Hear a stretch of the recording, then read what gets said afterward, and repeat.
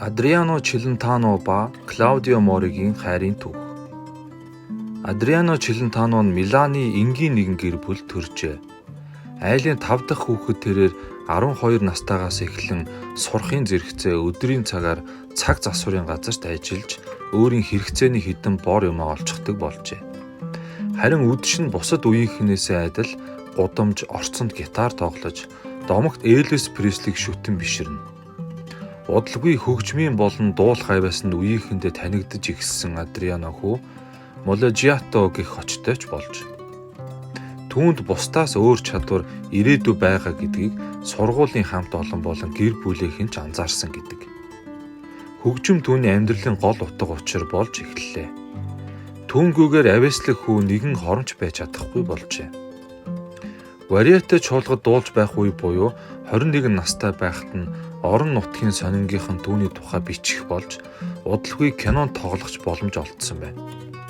Ингээд алдарт найруулагч Федерико Феллини залуу Адрианог гайхалтай амьдрал хэмээх кино тоглуулж бас дуулуулсан байдаг.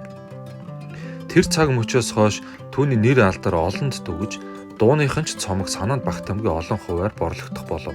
Хизээч санаанаас арчигдамгүй түүний инээмсэглэл, хөгжилтэй нарийнтай зан ааш, эрүүл чирэг бие хаа зэрэг мэдээж охид бүсгүйчүүдийн анхаарлаас гадуур өнгөрсөнгүй. Энэ бүхэн нь түүний дэлгэцийн анхны бүтээлүүд болох Блеф, Серафино зэрэг кинонд тод илэрч байлаа. Богино хугацаанд тэрээр Италиас гадна зүүн Европод нэр алдартай болж эхэллээ. Тухайн үед зарим нэгэн урлагийн шүүмжлэгчид түүнийг Италийн шинэ нар инээмсэглэж байна. Тэр бол стандартын бус хүн юм хэмээн бичцгээж байлаа. Тэр уран бүтээлээ хийж дэггүйтэж бас дурлаж байлаа. Итали улсыг халуухан дүр төрхтэй ирчүүдүүдгөө дур булаан бүсгүйчүүдгээр төсөөлөх боломжгүй. Энэ ч утгаараа Адриано ард түмнийхэн хайртай халуун дулаан бэлэг тэмдгийн нэг болж гисэн юм. Тэрээр ямагт бүсгүйчүүдтэй холбогдсон дуйлайн шуугааны эзэн болж байсан бөгөөд амаргаар нь түүний дэлгэцийн хамтарч бүсгүйчүүд тодордог байлаа. Тэдгээр бүсгүйчүүдээс хамгийн их олонний анхаарлыг татсан нь гоо үзэсгэлэнт Орнella Muti билээ. Тэд зөрүү дэрийг номготгосон киноны партнерууд. Тэрхүү скандал дуйлаанаас болж Muti бүсгүй нөхрөөсөө салж Адриано гэрлэхээр зэхэж байсан гэх боловч жүжигчин залуу шинэхэн эхнэр Клаудио Моридо үнэнч гэдгийг нотолж гэр бүлээ аварч үлдэхийг эрхэмлсэн гэдэг. Клаудио Адриано хоёр хачин амтан хэмээх киноны зураг авалтын үеэр танилцжээ. Тэдний агшин зуурын хамтын ажиллагаа ийм урт удаан жилийн хамтын амьдралыг биелгэлнэ гэж тухайн үед хэн ч таамаглаагүй байсан гэдэг. Тухайн үед Челентано олон сая үзэгчийн тэр дунд охид бүсгүйгнүүдийн амьд шүтэн дурлал залуунд байсан бол Клаудиогийн хувьд хэний ч танил биш нэгэн вариатагийн жүжигчин байжээ. Гэтэл Челентано зөвхөн энэ л бүсгүйтэй үлдсэн амьдралаа хамтдаа туулна гэж шийдэж жинхэнэ Alla Italiana гэр бүлийг бий болгохоор шийджээ. Тэд танилцаад жилийн дараа гэрэлсэн. Хормын ёсод гэр бүлийн хүрээнд даруухан бас нууцлаг болж өнгөрсөн бөгөөд нэг ч папарацци хэвлэлийнхэн сурвалжиж чадаагүй гэдэг. Гэр бүлээ олонний өмнө нээлттэй байлгах дургүй Челентано хамтын амьдралынхаа 40 жилийн ойн баяртаач гэсэн нэг ч хэвлэлийнхнийг урайгүй байдаг. Ингээд энгийн нэгэн амьдрал эхэллээ. Сэтгэл хөдлөсөн зүйлс баяр гуниг, хөөрөлт, бас уруудалт, маргаан гэд бүхэл зүйл энэ гэр бүлд байсан. Гэхдээ жинхэнэ Итали гэрийн эзэгтэй гэгддэг Клаудио гэр бүлээ аврахын тулд зарим нэгэн таагүй зүйлийг дэвчин өнгөрүүлэх ёстой гэдгийг сайн мэддэг, хүлээцтэй дэвчээртэй ч нэгэн аж. Түүний гол дайсан нь нөхөрийнх нь кино болон хөгжмийн ертөнцийн олон арваар тоологдох фанатууд бас хүүхнүүд байлаа. Дээр нь Челентано хэнд ч баймгүй итгэхэд зан ааштай, сэтгэлийн хөдлөл зэрэгч түүнтэй тэмцэлдэж байсан юм.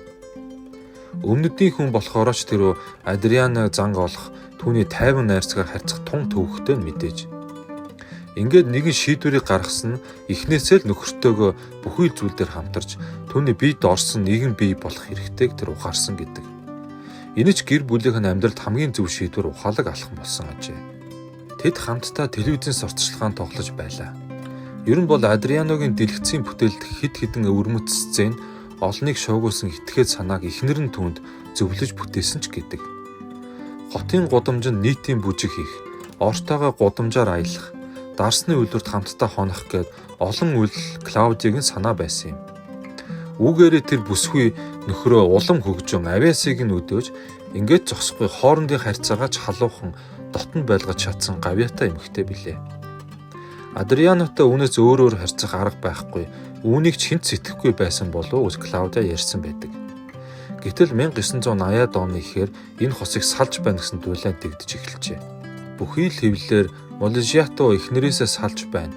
Тэр дахин ирэх чөлөөтэй болох нь хэмээн элдвээр бичиж байсан билээ. Гэвч удалгүй тэр цуу яриа үндэслэхгүй болж хос хоёр олны өмнө байнга шахуу хамт байх нь илбэгшсэн байна. Ингээд 1991 он гэхэд 3 хүүхдийн ээж болсон Клаудио Мори нөхрийнхөө дуу бичлэгийн студийн эзэн болсон байлаа. Тэдний хүүхдүүдийг Розита, Жакомо, Самуэле гэдэг. Тэднийг бидний олон жилийн хамтын амьдралын минь шагнал хэмээн хөөрддөг байна. Өнөөг хүртэл Клаудио хатагтай хувьд нөхрийнхөө өмгөөлөгч, продюсер, бие хамгаалагч, нарийн бичиг, хувийн тоогооч гэд олон албан тушаалыг найдвартай хашсаар иржээ. Тэд шуугант амьдрал дургүй гэр бүл юм. Гэр бүлдээ нөхөртөө зориулсан амьдрал гэдэг бол Итали хүн бүхний хүсэл мөрөөдөл байдаг. Би хувь тавиландаа харамсдаггүй. Амьдрал надад олон бэлэг өгсөн хэмээн Клаудио Мори нэгэн ярилцлагандаа өгүүлжээ. Тэдний хамтын гэр бүлийн амьдралаа зохиосны 40 жилийн ойн баярын урилга дээр би өнөөдөр ч гэсэн хоёр биендээ гал халуунаар хайртай хийвэрээ хэмээн бичсэн байжээ.